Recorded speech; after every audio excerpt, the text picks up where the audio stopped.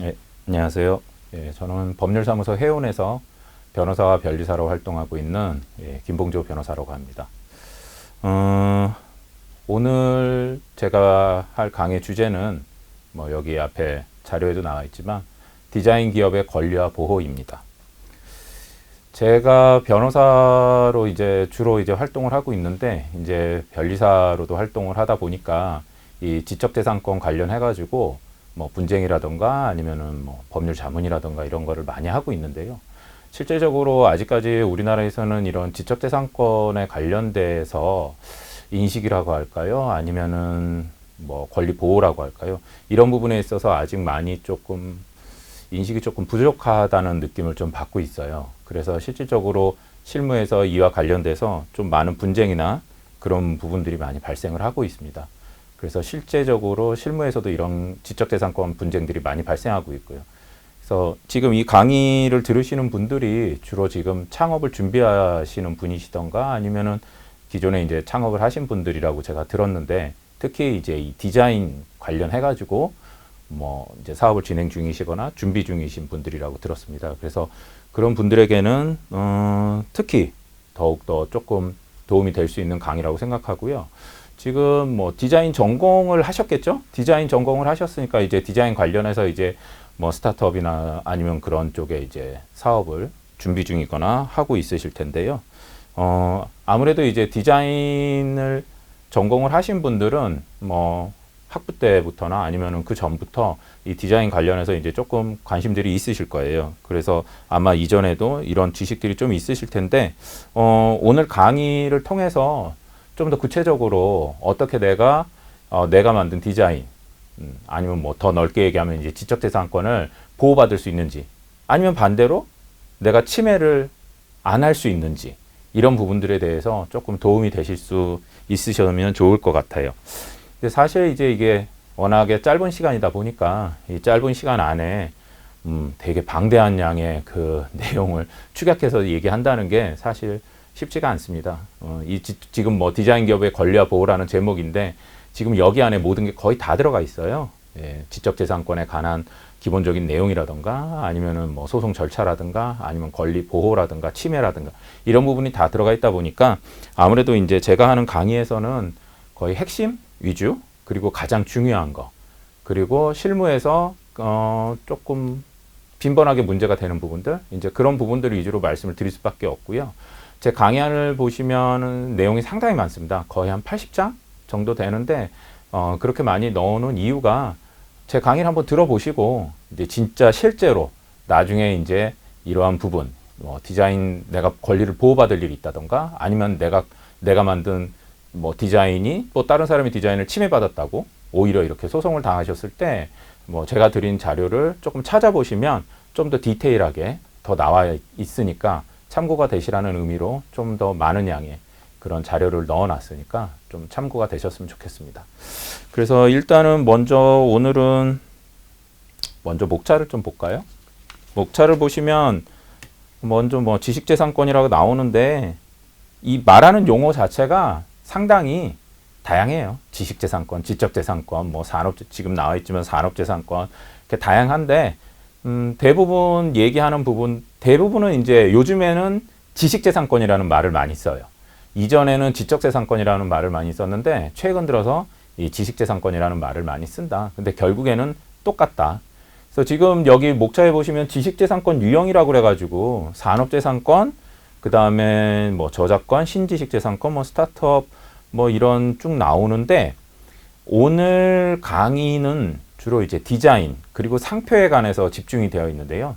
그 부분은 저기 맨 위에 있는 산업재산권에 포함이 됩니다.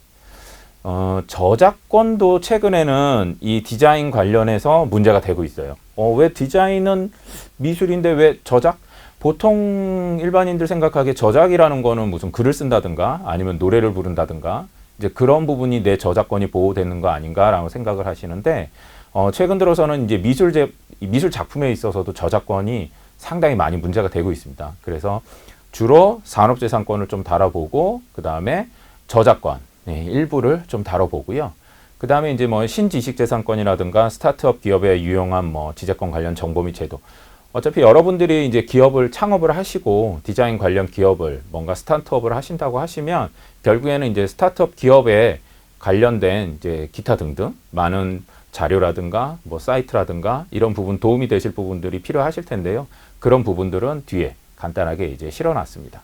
그래서 오늘 강의 부분에서는 주로 산업재산권, 그 안에서도 상표권과 디자인권 이 부분을 다룬다는 거를 알고 수업을 한번 들어보시면 좋을 것 같습니다.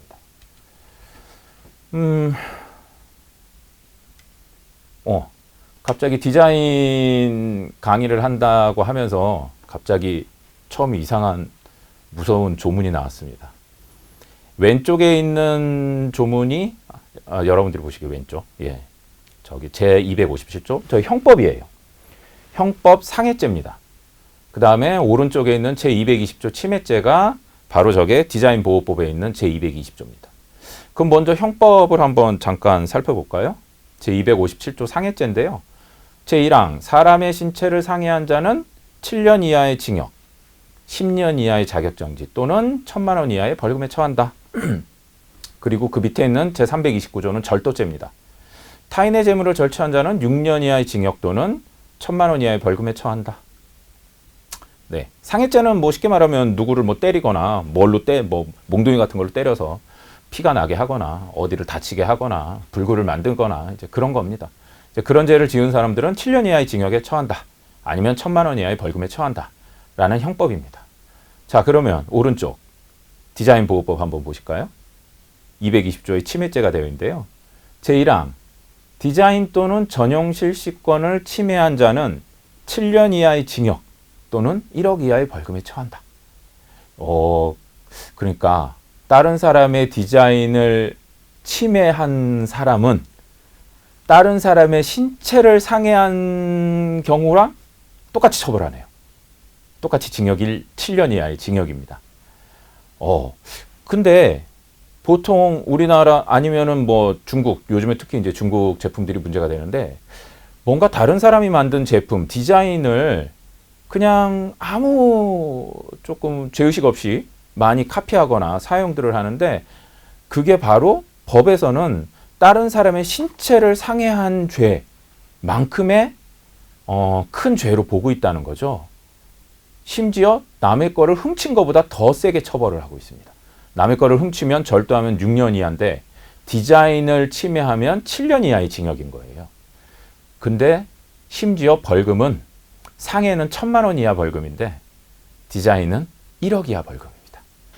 이렇게 1억 이하의 벌금으로 처벌하는 거는 거의 이 디자인 보호법이 유일하다고 볼 수 있습니다. 이렇게 1억 이하 1억 이렇게 큰 금액의 벌금으로 규정을 하고 있는 이유는 요즘 최근 들어서 국가가 그만큼 이 디자인 권리 보호에 대해서 심각하게 생각하고 있다는 거죠.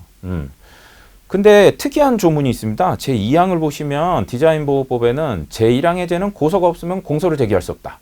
이게 법률 용어로 친고죄라는 거예요. 친고죄는 뭐냐면 즉 피해를 당한 사람이 고소를 해야지만 경찰이나 검찰이 수사를 하고 처벌을 할 수 있다는 거죠. 이거를 왜 규정을 했을까? 가만히 한번 생각해 보면요. 저 1억 이하의 벌금과도 조금 연결이 돼요. 왜냐하면 결국에 디자인을 침해한다는 거는 심각한 재산권을 침해하는 거거든요. 그 사람의.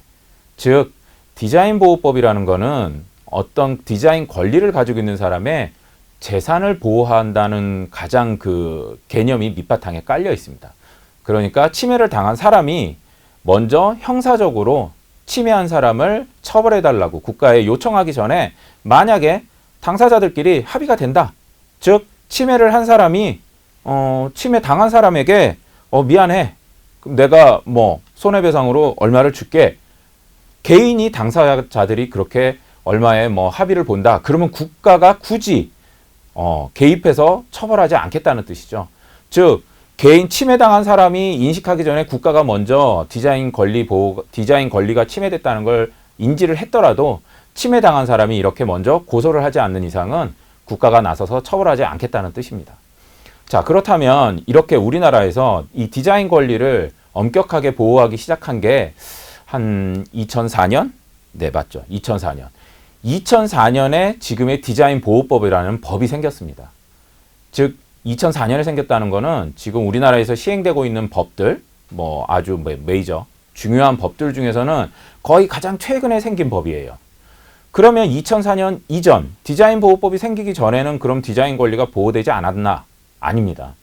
그때도 보호는 하고 있었는데 의장법이라는 법 안에서 디자인 권리 보호라는 하나의 법률 조항을 만들어서 보호를 하고 있었죠. 근데 워낙에 디자인 권리가 많이 침해되고 우리나라에서 이제 디자인이라는 게 많이 부각이 되기 시작하다 보니까 국가에서도 안 되겠다. 뭔가 전문적으로 이 법을 하나 만들어야 되겠다 싶어서 2004년부터 이렇게 지금 시행되고 있는 디자인 보호법이 이제 시행이 되고 있습니다. 그래서 이제 지금은 우리나라도 이제 이 디자인 보호법이라는 법 아래에서 디자인 권리를 가지고 있는 디자인 권리권자들한테 아주 강하게 보호를 해주고 있고 반대로 침해를 한 사람들은 지금 보신 바와 같이 제220조에 의해서 강하게 처벌을 하고 있습니다. 그래서 먼저 디자인을 관련해서 사업을 하시거나 일을 하시거나 그쪽에 관심이 있으신 분들은 이렇게 디자인을 강하게 국가에서 보호를 해주고 있구나. 또 다른 사람이 디자인을 침해하면 아주 강하게 처벌을 받을 수 있구나 라는 거를 먼저 항상 생각을 하시고 시작을 하시면 좋겠다는 의미에서 제가 조금 살벌하지만 이렇게 조문을 한번 넣어봤습니다. 자, 그러면 내용을 한번 보실까요? 앞에서도 제가 얘기했지만 여기 지식재산권, 뭐 지적재산권 같은 의미지만 지식재산권이라는 의미가 뭐냐 한번 볼 필요가 있을 것 같아요. 왜냐하면 우리가 보는 디자인권이랑 상표권 이런 게 다 지식재산권 안에 들어가거든요. 근데 뭐 둘째 줄, 셋째 줄 한번 보실까요? 뭐 인간의 창조적 활동에 의한 경험, 아니면 뭐 감정 표현 이런 게 있는데 결국에는 디자인이 이런 거에 해당됩니다. 디자인이라는 게 결국에는 내가 가지고 있는 뭐 창조, 즉 아이디어 이런 걸 가지고 내 경험에 의해서 그리고 내 감정을 표현하는 거죠. 이런 거를 보호해 주는 거를 이제 지식재산 그리고 지식재산권이라고 하고 있습니다. 자, 스타트업 기업에 대한 지식재산권 필요성인데요. 여러분들이 이제 뭐 창업을 하셨거나 창업 준비를 하실 때 왜 이 디자인 권리 이게 왜 중요한가? 이게 왜 내가 보호받아야 되는가? 라는 거를 약간 뭐 생각할 수도 있어요. 나 그냥 내가 사업만 잘하면 되지. 내가 물건만 잘 만들어서 팔면 되지. 굳이 내가 왜 이런 거를 알아야 되나? 이런 생각이 들 수도 있는데 먼저 그 밑줄을 보시면 시장에서 독점적 지위를 확보할 수 있다. 즉 내가 먼저 내 디자인을 만들어서 등록을 해 놓으면 다른 경쟁 업체들이나 다른 회사들은 내 디자인을 카피할 수가 없죠. 카피를 하면 침해죄에 해당하고 그러면 앞에서 보신 바와 같이 엄하게 침해를 한 사람은 처벌을 받으니까요. 그 다음에 분쟁을 미연에 방지할 수 있다.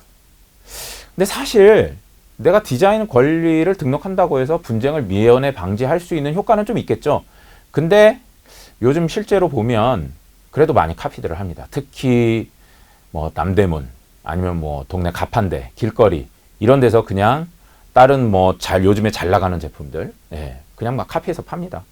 뭐 이제 여름이죠. 지금 여름이 돼서 뭐 작년인가요? 재작년에 보니까 이 손에 들고 다니는 선풍기가 있었는데 그게 이제 아이스크림 모양 선풍기가 있더라고요. 근데 이제 그거를 디자인 등록을 한 사람이 있었는데 뭐 그냥 그게 막 우후죽순으로 그냥 깔려버린 거예요. 남대문이나 뭐 중국이나 막 길거리 가판대에서 그냥 깔려버리니까 이 사람들을 뭐 일일이 다 찾아다니면서 뭐 할 수도 없고 특히 또 이런 선풍기 같은 거는 한철이잖아요.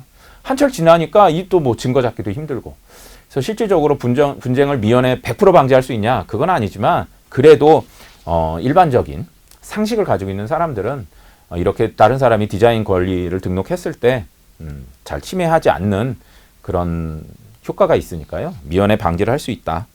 그런 효과는 있는 것 같아요. 그 다음에 보면 뭐 신뢰 향상과 수익의 원천으로 활용할 수 있다. 예, 그렇죠. 내가 뭔가 내가 기업 디자인 제품을 만들었을 때 이게 뭐 디자인 권리 등록이 된 겁니다. 그러면은 뭐 그거를 뭐 사는 구매자들 입장에서는 그렇구나. 뭔가 이 기업은 이 디자인을 뭐 제대로 뭐 아이디어를 가지고 제대로 만들었구나. 이런 신뢰를 줄 수가 있죠. 그리고 심지어 이런 게 있으면 뭐 각종 정책 자금이라든가 세제 지원의 수단으로도 활용할 수 있으니까 아이디어가 있으시거나 아니면 내가 디자인이 있으시면 빨리 등록을 하셔가지고 권리를 행사하시는 게 좋으실 것 같습니다. 자, 지식재산권 유형이 이제 나오는데요. 지식재산권 유형 앞에서도 말씀드렸다시피 크게 산업재산권, 저작권, 신지식재산권이라는 게 있는데 지금 우리가 살펴보는 주로 많이 다뤄야 하는 상표권, 그 다음에 디자인, 이거는 산업재산권 안에 들어있습니다. 그리고 최근 들어서 저작권 안에도 예술문학 학술, 예술, 저 안에 들어가겠죠. 미술. 그 부분이 많이 보호되고 있다는 부분도 한번 염두에 두시면 좋을 것 같아요. 표를 한번 간단히 만들어 봤는데요. 여기 보시면 이제 산업재산권이라고 해서 특허, 실용신안, 상표, 디자인권 이렇게 크게 나눌 수가 있어요. 뭐 보통은 이제 특허권을 가장 많이 생각하시죠. 산업재산권이라고 하면.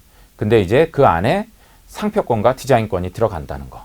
상표권은 뭐 표장이라는 건 쉽게 말하면 표시라는 거죠. 그 다음에 디자인권은 이제 형상이라는 건데 디자인 기업의 권리와 보호라는 이 제목 안에서 제가 상표권을 강조하는 이유가 상표권과 디자인권은 세트로 다닐 수밖에 없어요. 실질적으로. 그래서 대부분이 이제 뭐 기업에서 뭐 디자인 권리 등록하고 싶다고 하실 때 거의 상표권도 같이 등록을 하세요. 그럴 수밖에 없는 게 이 상표도 하나의 모양이잖아요. 모양은 또 디자인이고 그러다 보니까 그리고 처음에 이제 어떤 물건을 만들 때 이름을 붙이잖아요. 그러면 또 그게 상표거든요. 근데 내가 디자인만 등록해 놓으면 아무 의미가 없습니다. 그 상표를 누군가가 써버리면 예를 들어서 뭐 갤럭시 아니면 애플에서 아이폰 만들었어요. 근데 만약에 예를 들어서 애플에서 그 모양 디자인만 등록을 했다고 볼까요?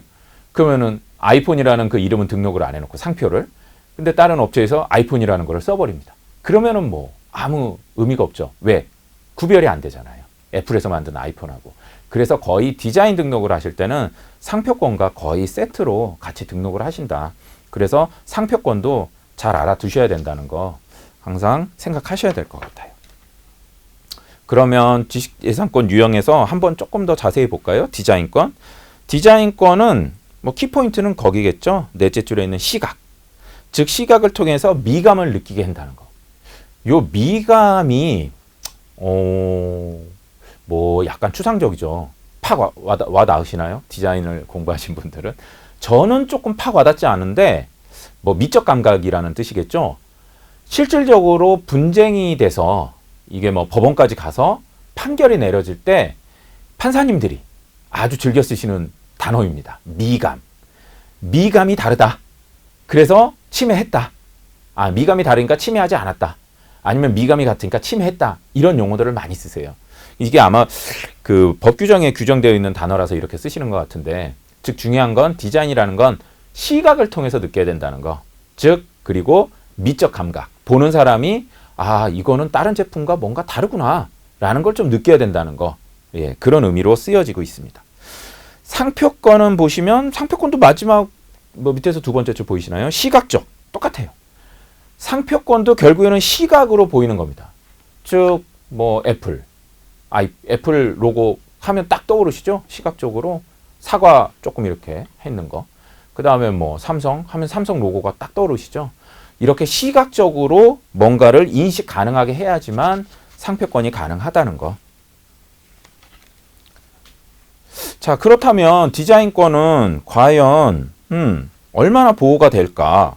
거기 보시면 등록일부터 디자인권입니다. 먼저 등록일부터 발생해서 출원일로부터 20년이다. 그럼 이게 무슨 말이냐? 등록일부터 발생은 하는데 출원일부터 20년이다. 자, 출원은 제가 2021년 6월에 했어요. 근데 등록은 바로 안 되죠. 출원한다고 바로 안 해줍니다. 예. 특허청에서 이제 심사를 하죠. 심사하고 아니면 뭐 유사한 게 있으면 또 시간도 오래 걸리고 아니면 또 우선 심사를 할 수도 있고. 근데 뭐 보통 뭐 예를 들어서 한 6개월이 걸린다고 치면 올해 6월에 제가 지금 출원을 했습니다. 근데 등록은 2021년 12월에 됐다는 거죠. 그러면 디자인권의 이 20년 기간은 어디서부터 계산이 되냐? 바로 등록일이 아니라 출원일부터 기준이 된다는 거죠. 근데 권리는 출원일부터 되냐? 아닙니다.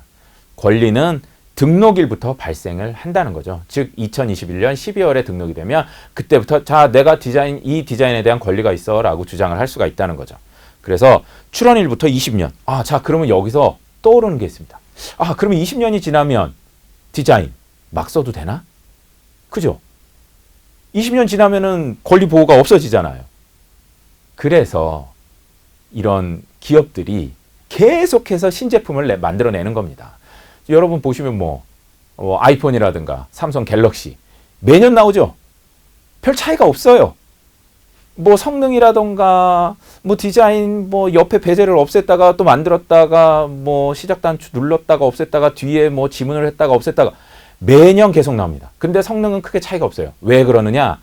이렇게 애플이나 삼성에서 휴대폰을 만들 때 출시하기 직전에 디자인 등록을 합니다. 예를 들어서 올해 갤럭시 21이 나오면 갤럭시 20이랑 21을 한 출시 몇 달 전에 갤럭시 21에 관련된 디자인을 또 새롭게 등록을 하죠. 20도 등록이 되어 있어요. 근데 21도 새롭게 등록을 하는 거죠. 그렇게 매년 계속 디자인을 1년씩 조금씩 바꾸면서 계속 등록을 하는 겁니다. 그렇게 하다 보면 이 20년이 의미가 없는 거예요. 그러니까 아이폰도 매년 만들고 갤럭시도 계속 매년 만들고 그리고 다른 업체들도 냉장고 똑같습니다. 세탁기 계속 조금씩 바꾸면서 디자인을 아주 미세하게 바꾸면서 새롭게 등록을 하고 그러다 보면 이 20년이 계속 새롭게 매년 리셋이 되는 거죠. 그래서 이런 20년이 끝나면 새로 쓸 수 있지 않나요? 예, 이거는 거의 의미가 없습니다. 왜냐하면 기업들이 그거를 다 감안해서 매년 새롭게 조금씩 해서 등록을 하기 때문이죠. 자, 그러면 상표권을 볼까요? 상표권은 등록일부터 10년입니다. 그러면 상표권은 10년이면 끝인가? 아니죠. 가로 열고 10년씩 연장 가능합니다. 그래서 상표권은 10년에 끝날 때 됐다. 그러면 돈만 내면 됩니다. 돈만 내면 또 언제든지 새롭게 또 등록을 해줍니다. 자, 상표권 한번 볼까요? 실질적으로 어떤 문제들이 있는지. 지금 여러분 아실지 모르겠지만 애니팡이라는 그 휴대폰 게임이 있었어요. 근데 이거를 맨 처음에 굿앤조이라는 회사가 이 상표를 등록을 해놓은 거예요. 근데 실질적으로 우리가 아는 아주 유명한 그 애니팡은 썬데이 토즈라는 데서 만든 거거든요. 그래서 이 썬데이 토즈가 딱 애니팡이라고 하려고 했더니 굿앤조이가 먼저 해놓은 거예요. 그래서 실질적으로 사용을 못한 거죠. 그래서 특허 심판원에다가 상표권을 취소해달라. 근데 밑에 여기는 안 나오는 것 같은데 불사용 취소 심판이라는 게 있습니다. 즉 내가 상표를 등록해놓고 3년간 실질적으로 이 상표를 쓴 것 같지 않다. 그러지면 그 상표를 쓰려는 쪽에서 취소 심판을 청구해서 취소할 수 있죠. 그러니까 여러분들이 상표를 등록하려고 할 때 내가 과연 3년 안에 이걸 실질적으로 사업화할 건지 잘 생각하셔서 하시면 될 것 같아요. 그래서 그와 관련된 애니팡에 관련된 내용들이 있으니까 시간 나실 때 한번 읽어보시면 될 것 같습니다. 자, 그러면 어떨 때 이렇게 상표권이 보호가 되는지 한번 보겠습니다. 앞에는 특허에 관련된 내용들이고요. 여기 있었군요. 애니팡. 한번 읽어보시면 될 것 같아요. 예. 그 다음에 상표권 요건. 상표를 내가 그냥 막 마음대로 만들면 다 등록을 해주냐? 그렇지 않습니다. 요건이 있습니다. 요건이. 법에서는 요건이 필요하거든요. 그래서 보시면 상표 등록 요건과 상표 등록을 받을 수 없는 상표가 규정되어 있는데요. 먼저 등록 요건이 상품의 보통 명칭이나 관용 표장을 사용하는 것은 아닌지 확인해야 된다. 즉 보통 명칭, 내가 전화기를 만들었는데 휴대폰을 만드는데 휴대폰이라고 상표를 한다. 안 된다는 거죠. 왜? 그건 누구나 다 아는 휴대폰이니까. 그리고 관용 표장. 관용 표장이라는 건 뭐냐면요. 쉽게 말하면은 널리 인식된 거예요. 과자 깡, 새우깡, 감자깡. 과자에는 깡이 붙는다. 근데 내가 깡을 하고 싶다. 안 받아준다는 거죠. 왜? 이미 널리 사용이 된다고 보고 있는 거죠. 그래서 내가 무슨 깡을 만들고 싶으면 그냥 깡이라고 하면 안 되고 그 앞에다가 다른 말을 붙여가지고 과자를 만들어서 팔아야 되겠죠. 그래서 이러한 의미로 쓰이고 있고 말 그대로 만약에 내가 호도로 과자를 만들었어요. 근데 호도 과자라고 상표권을 낸다. 안 받아준다는 거죠. 왜? 호도로 만들었으니까 호도 과자죠. 그러면 그 앞에 뭔가를 다른 거를 또 붙이시면 받아주겠죠. 그 다음에 사물의 성질을 표시하거나 명칭은 안 된다. 그렇죠. 내가 춘천 닭갈비 이렇게 상표를 만들고 싶다. 안 받아준다는 거죠. 그냥 닭갈비는 춘천에서 유명하잖아요. 그래서 춘천 닭갈비인데 앞에다가 뭔가 다른 거를 하나 만드셔야지만 받아준다는 의미가 됩니다. 그리고 간단하고 흔한 명칭이거나 기타 식별력 없는 상표, 또 원칙적으로 한 글자의 한글, 두 자의 내 영문은 안 받아준다는 거죠. 간단하고 흔한 명칭이 뭐가 있을까요? 뭐 숫자 같은 거 되겠죠? 아주 숫자. 뭐 숫자 1, 2 이런 거 안 받아주는 거죠. 근데 예를 들어서 숫자를 또 조금 변형하면 되죠. 뭐 자전거, 뭐 산천리 자전거. 숫자는 들어갔지만 그리고 3, 7 뭐 이런 것들 약간 변형하면 가능하고요. 한 글자의 한글은 안 됩니다. 그리고 성도 안 돼요. 사람의 성. 뭐 김, 이, 박 이런 거는 안 되죠. 그리고 두 자 이내의 영문도 원칙적으로 안 되는데 두 자 이내의 영문 여러분들 아시는 거 있죠? SK, 그 다음 뭐 NH 이런 거 가능하죠. 이런 거는 예외적으로 받아주고 있다는 거. 그 다음에 한글의 성은 안 되는데 외국의 성은 또 받아줍니다. 하이트. 하이트가 외국에서는 성이라고 합니다. 사람의 성. 예, 근데 우리나라에서는 맥주 상표로 받아줬죠. 예, 그래서 약간의 차이가 있다는 거. 그 다음에 이렇게 유명한 사람들 이름 마음대로 쓰시면 안 돼요. 예를 들어서 뭐 내가 조용필, 오바마 이런 사람들 이름으로 상표를 만들고 싶다. 안 됩니다. 단 그 사람한테 허락을 받으면 됩니다. 조용필 씨한테 가서 당신의 이름을 내가 상표로 쓰고 싶습니다. 그랬더니 뭐 조용필 씨가 그래 쓰세요. 그럼 뭐 뭔가 뭐를 좀 준다든가 뭔가 그런 게 있겠죠. 그래서 옛날에 가장 대표적인 게 오마 샤리프 그 배우의 이름을 사용해서 여러 가지 뭐 상품들이 나왔던 게 있어요. 그거는 오마 샤리프라는 배우가 허락을 했기 때문이죠. 그 다음에 등록받으려는 상표가 각 나라의 국기 뭐 명칭, 즉 뭐 예를 들어서 우리나라 국기 아니면 미국 국기 뭐 이런 거를 가지고 상표를 만든다. 안 받아준다는 거죠. 그리고 국제기관의 명칭, 내가 상표를 UN, EU 이렇게 해서 하고 싶다. 안 된다는 겁니다. 그리고 공소양속에 위반되는 경우, 공소양속이라는 거는 쉽게 말씀드리면 쓰면 안 되는 거죠. 일반적으로 쓰면 안 되는 말, 방송에 나오면 안 되는 비속어 이런 게 바로 쉽게 공소양속에 위반되는 겁니다. 즉 그래서 상표를 예를 들어서 우리가 막 쪽발이, 뭐 떼놈, 뭐 양키 이런 걸 해서 상표를 쓰겠다. 공소양속에 위반돼서 안 된다는 겁니다. 근데 우리나라에서 인디안 밥이라는 과자가 있죠. 원래 미국에서는 인디안도 안 받아줍니다. 공소양속에 위반된다고 보거든요. 근데 우리나라는 이 인디안이라는 단어를 그렇게까지 심각하게 보지는 않나 봐요. 미국에서는 인디안이랑 네그로 이 두 글자 쓰면 큰일 납니다. 예, 인종차별이라든가 뭐 이런 거에 걸리기 때문에. 근데 우리나라에서는 네그로는 안 받아주는데 인디안은 받아줬다는 거. 약간의 좀 특이성이 있죠. 그리고 공소양속에 반하는 뭐 사기꾼, 뭐 절도 뭐 이런 거 상표로 쓰시면 안 된다는 겁니다.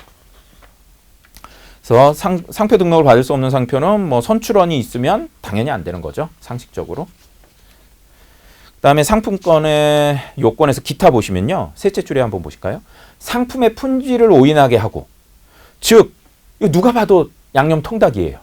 누가 봐도 양념 통닭인데 상표를 뭐 진흙오리, 유황오리 이렇게 한다. 안 된다는 거죠. 왜? 상품의 품질을 오인하게 한다는 거죠. 누가 봐도 통닭인데 오리라고 하겠다. 안 받아줍니다. 그 다음에 상표권의 요건은 45개의 상품류로 구분되어 있기 때문에 여러분들이 출시하고 있는 상품, 출시하시고 싶은 상품 거기에 해당하는 류에다가 등록을 하셔야 된다는 거가 중요할 것 같고요. 그 다음 디자인 볼까요? 뭐 여러 가지 이렇게 구분하는 종류가 있는데요. 한번 보시면 될 것 같고요. 법률에서는 등록 디자인, 유사 디자인, 비밀 디자인, 그 다음에 한벌 물품의 디자인으로 나누고 있다는 거. 자, 산업재산권 해서 가장 대표적으로 나오는 게 지금 동양매직하고 이 코웨이, 정수기 이 분쟁인데요. 쉽게 말씀드리면 코웨이가 정수기로 유명하잖아요. 동양매직을 상대로 소송을 했던 아주 유명한 사건입니다. 디자인 관련해서 가장 대표적인 사건인데 코웨이가 3개를 청구를 했어요. 동양매직, 가처분, 뭐 그 다음에 손해배상 청구, 그 다음에 또 디자인 권리보호 확인 심판인가 이 3가지 했는데 다 졌습니다. 코웨이가 동양매직한테. 즉 여기 판례에서 보시면 판결문을 보면 판사님들이 그 말을 쓰세요. 신미감이 다르다. 즉 동양매직이 나중에 만들었는데 코웨이의 정수기랑 비교해보면 신미감이 다르다. 그래서 베끼지 않았다. 그래서 동양매직 승 이렇게 됩니다. 코웨이가 2012년부터 이 소송에서 2016년에 3가지 이 소송에서 다 지게 되면서 휘청되죠. 예, 그래서 코웨이가 원래 웅진 거였잖아요. 그래서 매각하고 다시 가져왔다가 재작년에 또 매각하는 뭔가 약간 비운의 정수기가 되었습니다. 디자인권의 요건 볼까요? 여기도 뭔가 등록 요건을 필요로 하는데요. 공업상 이용 가능해야 된다는 거죠. 즉, 뭐 내가 우리 집에 그냥 걸어놓을 뭐 목적으로 뭔가를 만들어서 집에만 걸어놨어요. 그리고 디자인 등록을 하고 싶어요. 안 받아준다는 거죠. 즉, 공업상으로 이용이 가능해야 된다는 거죠. 예. 즉, 상품으로 팔 목적이 있어야 된다는 말입니다. 그 다음에 신규성. 중요합니다. 뭔가 새로운 거야지만 받아준다는 겁니다. 근데 지금 거기 보시면 이게 여기서 상당히 좀 많은 분들이 조금 혼동이 있으신데, 먼저 공지가 되면은 아예 디자인 권리가 못 받는다고 생각을 하실 수 있는데, 공지가 된 날부터 6개월 이내에 출원하는 경우에는 신규성을 상실하지 않는 것으로 법 개정이 되었는데, 저게 또 개정되었습니다.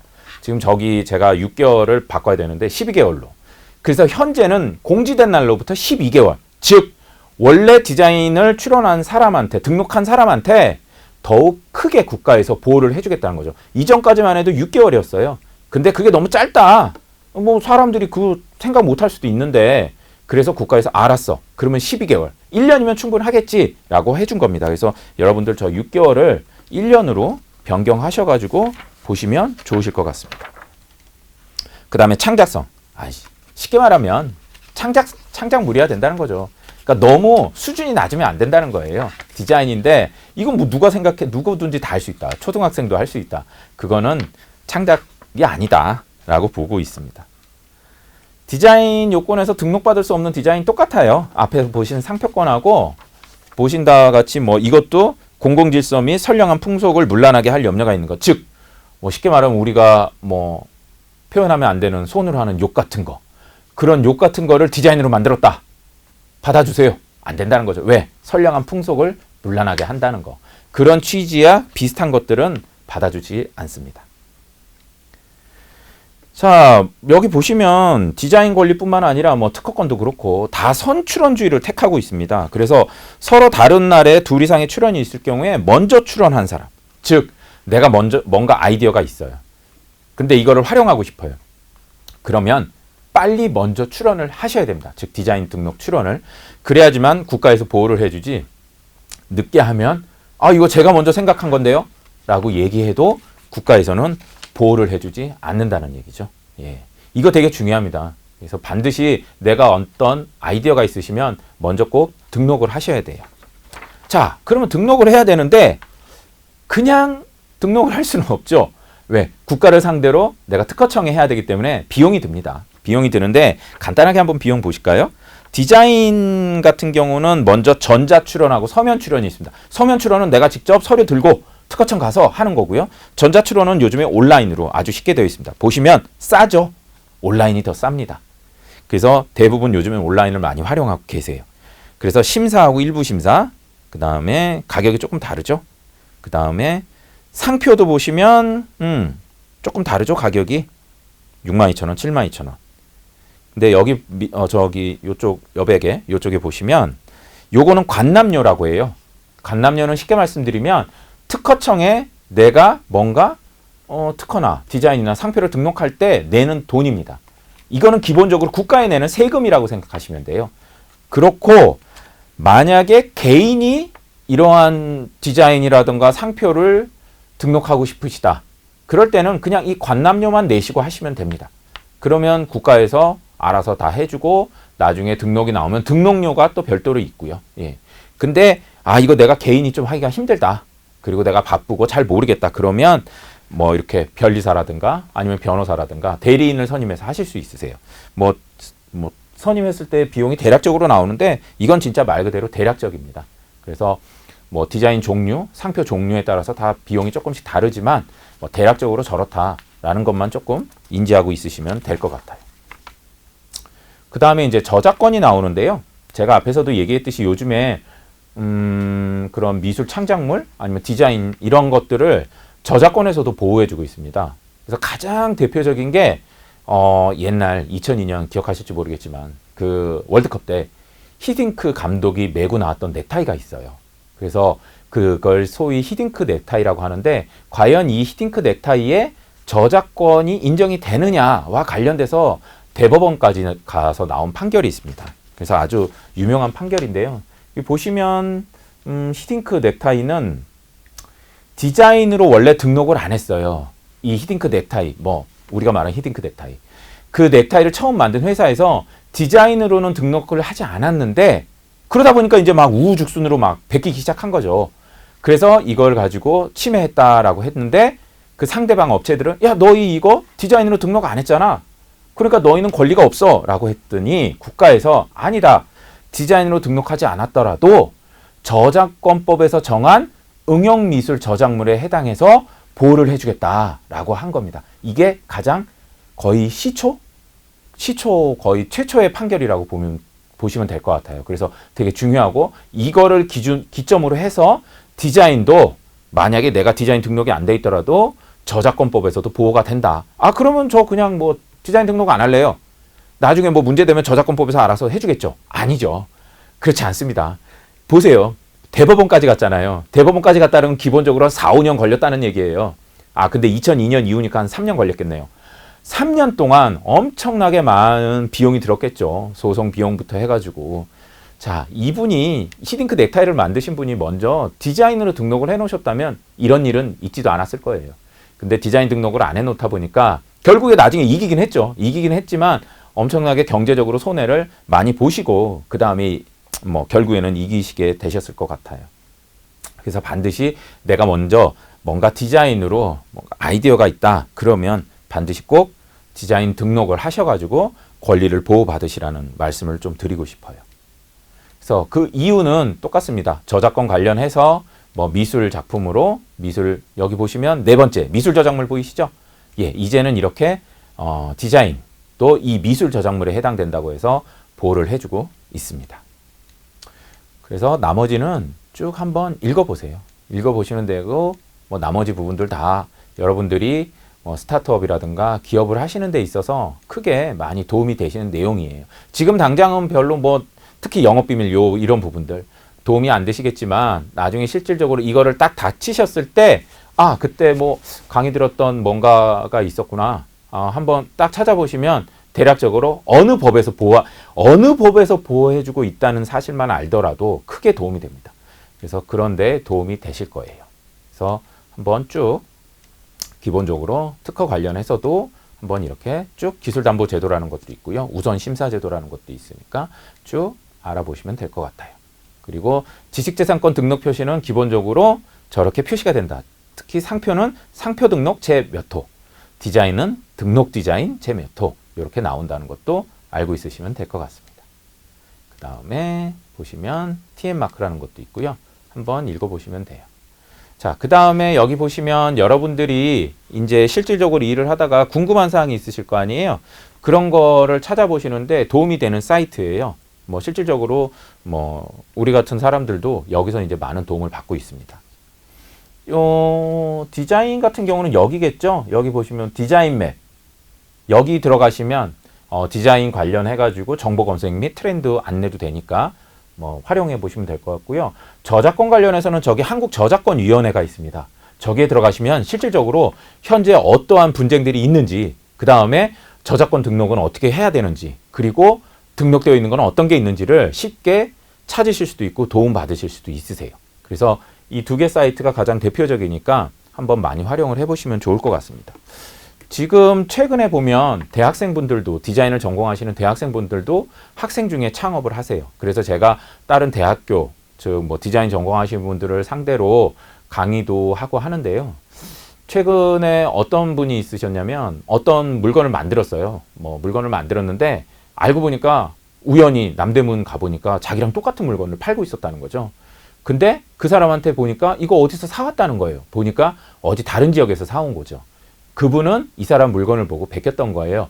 근데 그 베끼신 분이 바로 대학생이었던 거예요. 그래서 뭐 저를 통해서 먼저 뭐 내용 증명이라든가 이런 걸 통해 가지고 했는데 그분은 이제 이 부분에 대해서 심각하게 생각을 안 했던 거죠. 그냥 팔고 있으니까 뭐 나는 그냥 조금 비슷하게 해서 팔아도 되겠구나라고 생각을 하셨던 거예요. 그래서 뭐 학생이기도 해서 뭐 실질적으로 이 권리를 침해당하신 제 의뢰인분이 뭐 크게 많이 경제적으로 뭐 손해배상을 많이 받진 않으셨지만 그래도 받긴 받으셨어요. 그리고 그 학생분도 결국에는 이제 뭐 어느 정도의 그런 수익이라든가 이런 부분들을 결국에는 이분한테 손해배상으로 물어주셨어야 됐는데, 즉 최근 들어서 이렇게 내가 알지 못하는 사이에 아니면 알면서도 일부러 이렇게 남이 다른 사람이 만든 디자인을 많이 침해하고 그 다음에 침해 당하시는 경우들이 있으세요. 그래서 여러분들이 창업을 하셔서 먼저 내가 아이디어가 있어서 뭔가 디자인 등록을 하시고 싶으시면 하루라도 빨리 등록을 하시기를 권해드리고요. 그 다음에 만약에 내가 뭔가 아이디어가 있어요. 그럼 먼저 꼭 찾아보셔야 돼요. 내 아이디어가 뭔가 누군가가 등록한 사람이 있는지. 왜? 내가 뭐 했는데 다른 사람이 먼저 등록을 했어요. 근데 제가 몰랐어요. 이거는 안 통하거든요. 즉 먼저 꼭 알아보시고, 알아보기 힘드시다면 주변의 변호사나 변리사분들한테 상담을 받으셔서 내가 이런 게 있는데 이게 있을까요? 해서 없으면 등록을 하시고, 있다면 조금 변형하셔가지고 등록을 하셔서 꼭 다른 사람의 디자인을 침해하는 일이 없도록 하셨으면 좋겠습니다. 오늘 강의는 여기까지고요. 제 강의가 조금이라도 도움이 되셨으면 좋겠습니다. 그리고 말씀드렸다시피 뒤에 많은 부분들은 진짜 닥치셨을 때 한번 읽어보시면 도움이 되실 것 같습니다. 오늘 강의 들어주셔서 감사합니다.